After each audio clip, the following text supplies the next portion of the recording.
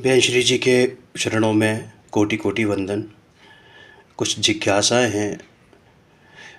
पहला प्रश्न है कि ये धारणा ज्ञान धर्म का साधन है, क्या ये बात सच है? थोड़ा सा स्पष्टीकरण चाहिए। देखो, धारणा ज्ञान क्या होता है? मति ज्ञान के होते हैं ना, मति, स्मृति, संज्ञा, चिंता, विनिबोध। ये तो चलो इनके एक आरती शब्द हो गए। और इसकी जो स्टेप होती है अवग्रह, इह, अवाय, धारणा। मति ज्ञान के होते हैं ना, अवग्रह, इह, अवाय, धारणा। तो उसमें जो धारणा ज्ञान है, जो आपने पढ़ा लिखा या जो आपके सामने आया, वो आपके बिल्कुल ऐसे स्मृति पटल पर ऐसे अंकित हो गया कि अब वो छूटे नहीं, है ना। तो उसे कहते हैं धारणा ज्ञान, यानी वो याद हो गया, वो मेमोरी में पहुंच गया। तो यह जीव है, यह अजीब है, ऐसा धारणा ज्ञान तथा मंद कषाय करें तो धर्म होता है, वह धर्म का साधन है। ऐसी मान्यता से उसे नुकसान है। क्या समझ में आया? यानी कि धारणा ज्ञान धर्म का साधन नहीं है, रटा हुआ ज्ञान। अब ये धारणा ज्ञान को तुम ये समझो कि हमने रट लिया है, जीव अजीब पदार्थ रट लिए, नाम रट लिए, ये नहीं है, ठीक है ना। धारणा ज्ञान यानी रटा हुआ ज्ञान नहीं है, बल्कि पहले अपनी बुद्धि से निर्णय किया कि मैं चैतन्य हूँ, यह स्वभाव भिन्न है और विभाव भिन्न है, दोनों न्यारे न्यारे हैं, उसे धारणा ज्ञान कहते हैं। वास्तव में जो लोक में प्रचलित है ना कि हमारी स्मृति पे याद हो गया, हमें याद हो गया, अब वो कभी जाएगा नहीं, अरे उसका नाम रटने का नाम है ना। तत्तु रूट क्या कहते हैं, रट्टू तोता बनने का नाम धारणा ज्ञान नहीं है। धारणा ज्ञान तो क्या है कि पहले अपनी बुद्धि से निर्णय किया है उसने कि मैं चैतन्य हूँ, ये मेरा स्वभाव भिन्न है और ये परद्रव्य या विभाव भिन्न है, उसे धारणा ज्ञान कहते हैं। बहुत से शास्त्रों को रट लेना, है ना, वैसा ज्ञान वो सच्चा धारणा ज्ञान नहीं है। रटा हुआ शास्त्र ज्ञान काम नहीं आता। रटा हुआ शास्त्र ज्ञान काम नहीं आता। आपने समय सार जी की सारी गाथाएं याद कर ली, कलश याद कर लिए, टीका याद कर ली, भावार्थ भी याद कर लिए, लेकिन वो आपके हृदय में कैसे अंकित हुए, उनका भावासन कितना हुआ, उन गाथाओं को पढ़कर कुछ निर्णय हुआ या नहीं हुआ, चिंतवन चला या नहीं चला, ये मैटर करता है। अरे वास्तविक साधन तो जो स्वभाव है वह होता है। तब धारणा ज्ञान को व्यवहार से साधन कहा जाता है, क्योंकि धारणा ज्ञान साथ साथ चल रहा है ना, सहचारी है भाई। स्वभाव ही आपका वास्तविक साधन है। निश्चय षटकारक तो किस में लगते हैं कि मेरे में ही, एक ही द्रव्य में लगते हैं, कोई पर द्रव्य में आके कोई दूसरा काम नहीं करा देता। अरे मूल साधन तो द्रव्य स्वभाव है। अंतर से पुरुषार्थ जागृत हो तो वह वास्तविक साधन होता है। जिसमें से अपनी परिणति उछलती है वह द्रव्य स्वभाव मूल साधन है। जो स्वानुभूति करे उसकी दृष्टि द्रव्य पर होती है और उसे ऐसे भेद विकल्प बीच में भले ही आते हैं, लेकिन वह उनमें रुकता नहीं है।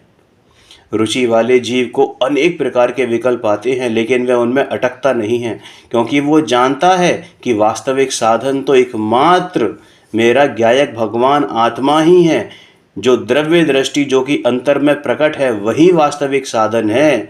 और रुचि के साथ क्या कहता है, क्या मानता है कि मैं चैतन्य हूँ, मैं ज्ञान हूँ। तो ये ऐसा विकल्प उसे आए बिना रहता नहीं है, लेकिन उसकी दृष्टि इन विकल्पों में ना होकर इन विकल्पों से विकल्पातीत होने में, यानी अपने ज्ञायक भगवान आत्मा की तरफ रहती है। गुरु का उपदेश भी सुनता है, उसी प्रकार के अमुक प्रकार के शुभ विकल्प बीच में आते हैं। सच्चे देवशास्त्र गुरु का यथार्थ श्रद्धान भी होता है, पूजा भी होती है, भक्ति भी होती है। अरे ऐसे भेद विकल्प भी आते हैं कि मैं ज्ञान हूँ, मैं दर्शन हूँ, मैं शुद्ध हूँ, मैं बुद्ध हूँ, मैं अविरुद्ध हूँ, एक ज्ञायक भगवान आत्मा हूँ, परंतु उसकी दृष्टि में तो अनंत गुणों का पिंड एकमात्र चैतन्य भगवान आत्मा ही है। अरे कोई भी किसी भी प्रकार के विकल्प साधन नहीं हो सकते, क्योंकि विकल्प तोड़ने में देखो, शुद्धोपयोग कब होगा? जब वो विकल्प टूटेंगे, और विकल्प टूटने के लिए विकल्पों की आवश्यकता नहीं है। विकल्प खुद विकल्प को तोड़ने में साधन नहीं हो सकते। अरे निर्विकल्प दशा प्रकट हो तब विकल्प नहीं होते हैं। निर्विकल्प दशा का साधन क्या है? एकमात्र ज्ञायक है, जिससे कि अपनी परिणति निर्विकल्प रूप होती है, परंतु विकल्प आए बिना रहते नहीं हैं। अपने ज्ञान में ऐसा होना चाहिए कि ये विकल्प जो हैं वो वास्तविक साधन नहीं है, व्यवहार में है।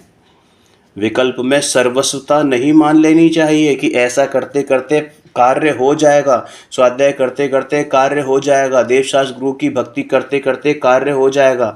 भक्ति का विकल्प आएगा, अवश्य आएगा। ज्ञानी को ऐसा विकल्प आए नहीं, ऐसा हो ही नहीं सकता। लेकिन ज्ञानी उनको सर्वदेश उपाधि नहीं मानता। वो रास्ते में आए हैं, उनसे पार जाना है उसको। उसकी दृष्टि अपने अस्तित्व को ग्रहण करने की ओर ही होती है। अपने अस्तित्व को कैसे ग्रहण करूं, उस ओर दृष्टि होनी चाहिए। अपने सत्ताभूत द्रव्य को कैसे ग्रहण करूं, उसको कैसे पहचानूं, उस ओर दृष्टि होनी चाहिए। अरे अपनी खोज करनी है, अपने स्वभाव की खोज करनी है। यह ज्ञान है, यह दर्शन है, सुख है, वीर है, प्रभुता है, सर्वज्ञत्व नामक शक्ति है।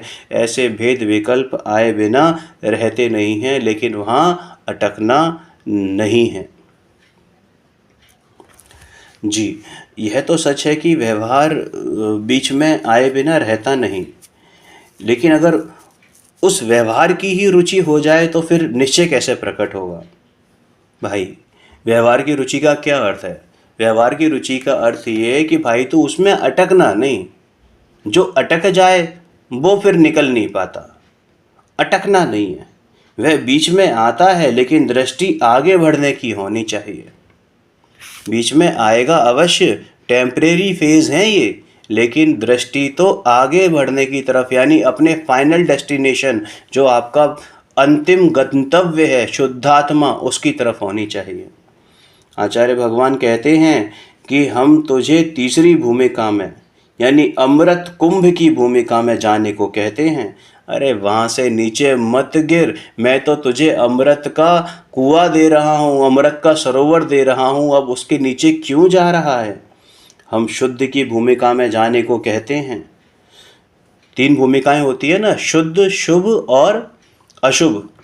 तो सबसे निकृष्ट भूमिका है अशुभ, उससे उसके मुकाबले ठीक ठाक भूमिका है शुभ, और सर्वोत्कृष्ट भूमिका है, यानी तीसरी भूमिका है शुद्ध। तो आचार्य भगवान क्या कहते हैं कि भाई तुझे मैं शुद्ध में जाने की प्रेरणा दे रहा हूँ।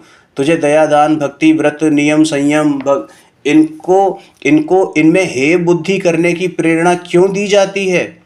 कि तुझे इसलिए नहीं दी जाती कि तू इनको छोड़कर शुद्धोपयोग में तो जाए नहीं, शुद्ध भूमिका में तो जाए नहीं, और अशुभ भूमिका में जाके अटक जाए।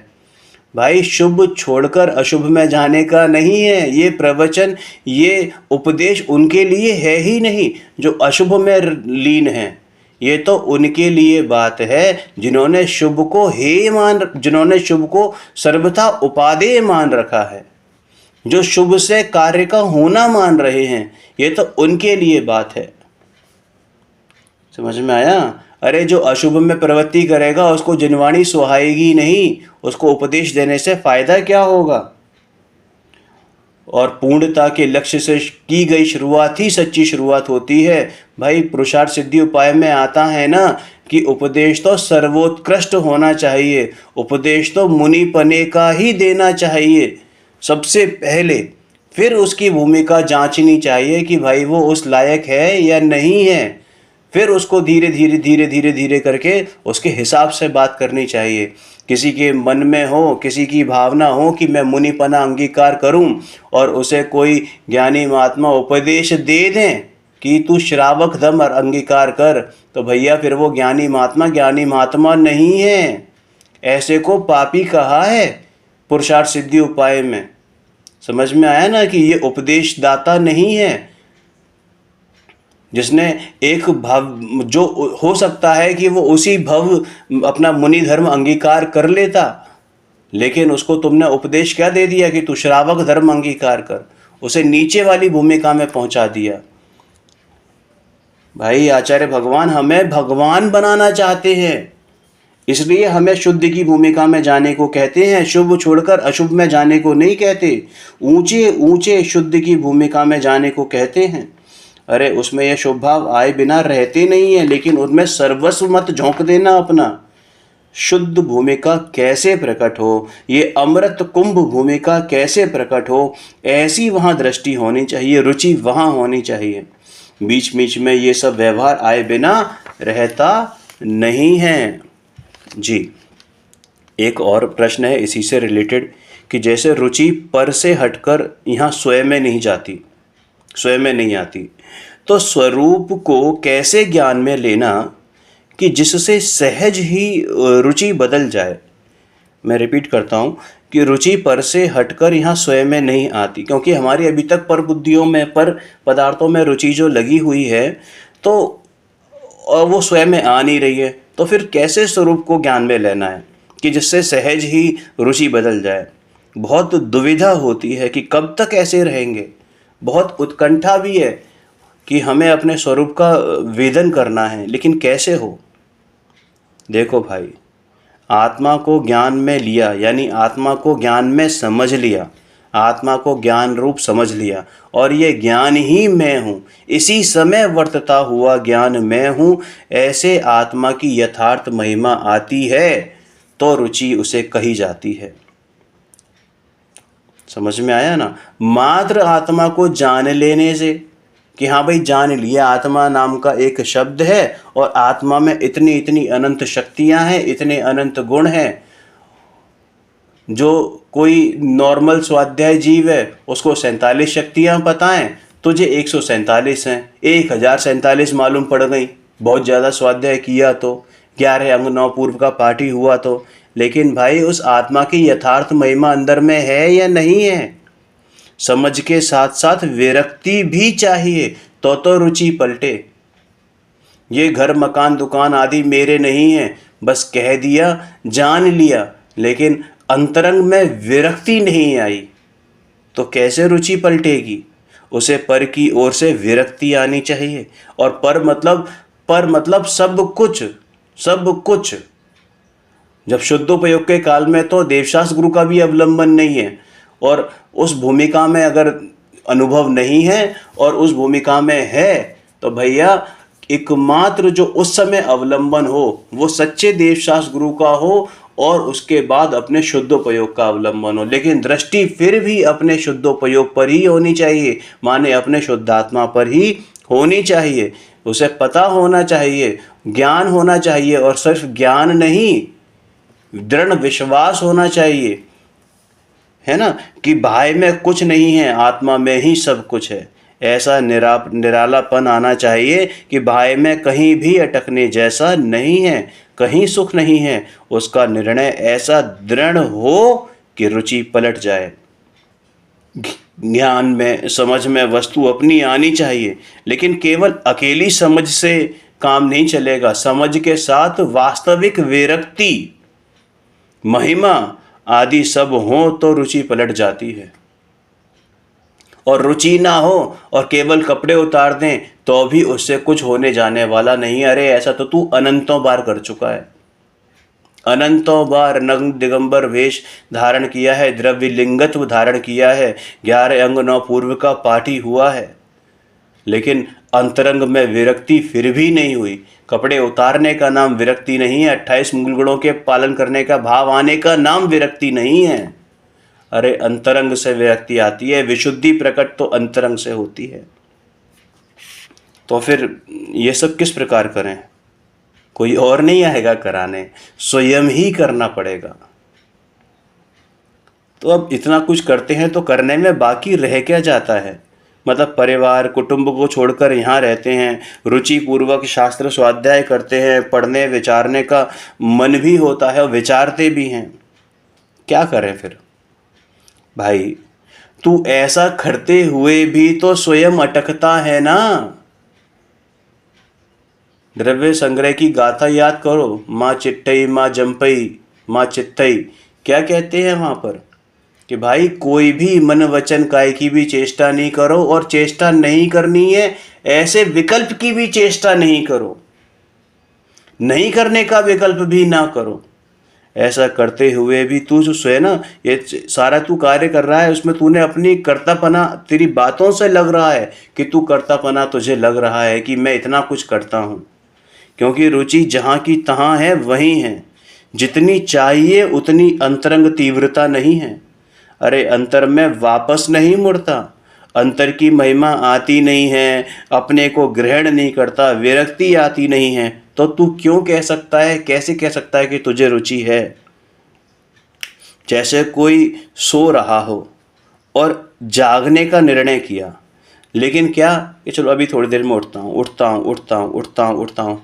आजकल होता है ना, अलार्म घड़ी लगा लेते हैं मोबाइल में ही, और क्या कि अलार्म बजा सुबह 4 बजे का, अधपकी नींद में चलो 10 मिनट बाद उठ जाऊंगा, सो उसको स्नूज कर दिया।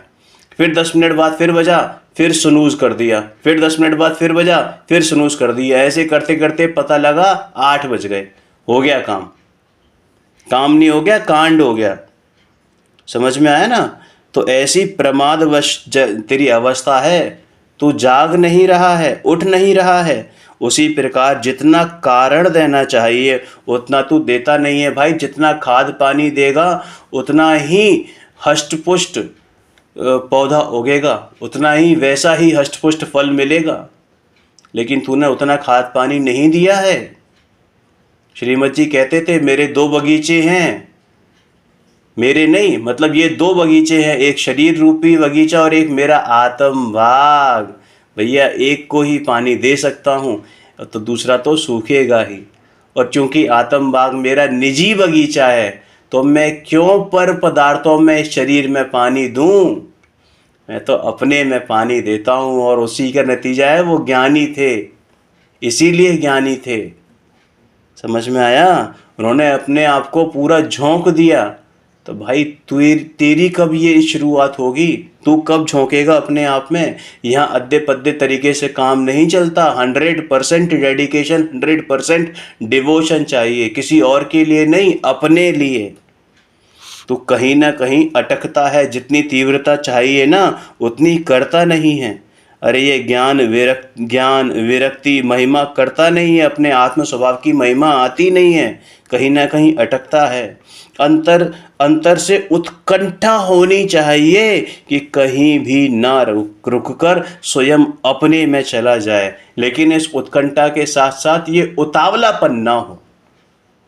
कई जीव होते हैं, अभी कुछ दिन पहले एक प्रकरण चला था ना उतावलेपन वाला, कि भाई उतावलापन ना हो, हठाग्राही ना हो, लेकिन लगन ऐसी भीतर से लगे कि सही मार्ग को पकड़े, सही दिशा को पकड़े, तो दशा तो स्वतः ही बदल ही जाएगी। अरे दृष्टि अंतर में स्थिर नहीं होती, पर की ओर से हटती नहीं, उसका खुद का स्वयं का कारण है। ये तेरी स्वयं की कमजोरी है, स्वयं की भूल है। कर्मों पर, बाहरी परिस्थितियों पर, इन पर ठीकरा मत फोड़। अपना आश्रय प्रबलता से ले और पर का आश्रय छोड़ दे। निरालंबी बन जा। अपने आश्रय का जोर हो तो पर का आश्रय अपने आप ही छूट जाता है, किंतु स्वयं छोड़ दे तो छूटता ही है। मतलब ये तुझे स्वयं ही करना पड़ेगा। द्रव्य को ग्रहण नहीं किया, इसलिए पर्याय में सर्वत्र तू अभी तक अटका हुआ है। पर की ओर से पीछे हटे तब तेरी रुचि पलटे। इसलिए सब कुछ अपने पुरुषार्थ से होता है। समझ में आया जी?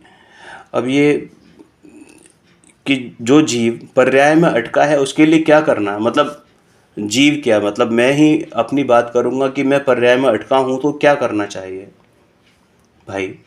बाहर में सर्वस्व नहीं है, बाह्य में सर्वस्व नहीं है, मतलब किंचित मात्र भी नहीं है। सर्वस्व का मतलब क्या? किंचित मात्र भी नहीं है। एकमात्र गायक में ही सब कुछ है। ऐसी स्वयं दृढ़ता करनी है। भले ही पहले बुद्धिपूर्वक विचार करके दृढ़ता करे, परंतु भीतर से पलटा खाने में विशेष तैयारी होनी चाहिए, विशेष पुरुषार्थ होना चाहिए। उग्रता होनी चाहिए पुरुषार्थ में, तो परिणति पलटती है। आचार्य भगवान कहते हैं कि 6 महीने तो दे अपने को। देखो बाहर में लोग यूपीएससी की तैयारी करते हैं ना, आईएएस पीसीएस की तैयारी करते हैं, तो 2 साल 3 साल 4 साल ऐसे ऐसे देखें, 4 साल तक बिल्कुल बंद कमरे में झोंक देते हैं अपने आप को। पहली बार में सिलेक्शन नहीं हुआ, दूसरी बार में नहीं हुआ, तीसरी बार में नहीं हुआ, फाइनल अटेम्प्ट में होने के लिए वो अपने आप को बिल्कुल झोंक देते हैं। पूरी दुनिया से, बिल्कुल दुनिया से मतलब जो उनके रिश्तेदार नातेदार यार दोस्त सब से कट ऑफ, सिर्फ स्टडीज स्टडीज स्टडीज। तो भैया ये मार्ग तो उससे कहीं ज़्यादा सरल है। तुझे कोई 4 साल नहीं देने, केवल 6 महीने देने हैं, वो भी ऐसे ऐसे देने हैं कि बस तू अपना ध्यान रख, किसी और के लिए नहीं। कोई बाहर की पढ़ाई नहीं करनी है, अरे तेरे को अपना करना है, अपनी दृष्टि करनी है, सिर्फ उसका पुरुषार्थ जागृत करना है। तो परिणति पलटे बिना रहेगी नहीं। अरे बुद्धि में दृढ़ता आए, परंतु जब तक परिणति पलटा नहीं खाती तब तक तो कचास है। बुद्धि में दृढ़ता आए मतलब ज्ञान से तो हमने निर्णय कर रहे हैं कि हाँ, कि ये पर द्रव्य पर स्वयं पर का भेद विज्ञान का पुरुषार्थ जारी है। लेकिन भाई जब तक ये परिणति पलटेगी नहीं तब तक कुछ ना कुछ, इसका मतलब ये कि कुछ ना कुछ कमी है। अगर 6 महीने में तेरे को सम्यक दर्शन नहीं हुआ ना, तो समझ जाना कि कुछ ना कुछ कमी है। परिणति पर के एकत्व की ओर ढल रही है, वह अपनी कमी है, वह कचास है। बुद्धि में निर्णय करे कि ज्ञायक आत्मा है ये भगवान आत्मा, मेरा निज ज्ञायक प्रभु, मेरा ये प्रियवर, ये महिमावंत है, सुख भी उसी में है, बाहर में कहीं सुख है ही नहीं। ऐसे निर्णय तक अगर स्वयं आता है ना, और फिर भी अगर परिणति नहीं पलटती है तो समझ जा कि कुछ ना कुछ कमी अभी भी है। परिणति बारंबार ज्ञायक की ओर राह करे तो पलटा खाए, निज ओग से जब च्युत हो जल ढाल वाले मार्ग से, उसको अपनी तरफ ही मोड़ दे तीव्र पुरुषार्थ से। ये परिणति बार बार बाहर जाएगी, लेकिन उसको अपने तीव्र पुरुषार्थ से अपने ज्ञायक भगवान की ओर मोड़, अपने ज्ञायक भगवान की ओर मोड़। और ये लगातार चलेगा तो ऐसा आएगा ही आएगा कि तेरी परिणति तेरी ओर झुके बिना रहेगी नहीं। भाई जब अपनी ओर रहने की जरूरत लगती है ना, जरूरत का खेल है सारा। तेरी प्रायोरिटीज क्या हैं? तेरी प्रायोरिटीज अगर ये क्षयोक्षम ज्ञान बढ़ाना है, शास्त्र स्वाध्याय करना है, तो 3 काल में तुझे सम्यक दर्शन नहीं होगा, तेरी परिणति नहीं पलटेगी। और तेरी प्रायोरिटी है मेरा भगवान आत्मा, माने मैं स्वयं को पाना, मैं शुद्ध आत्मा हूँ, ये अनुभव। तो भैया तेरी परिणति पलटे बिना रहेगी नहीं। अरे गुरुदेव ने सबको ग्रहण हो, सबको ज्ञात हो, सबकी समझ में आए, इतनी आसान भाषा में समझाया है, पूरा मार्ग सुस्पष्ट करके दिखलाया है। समझ में आया?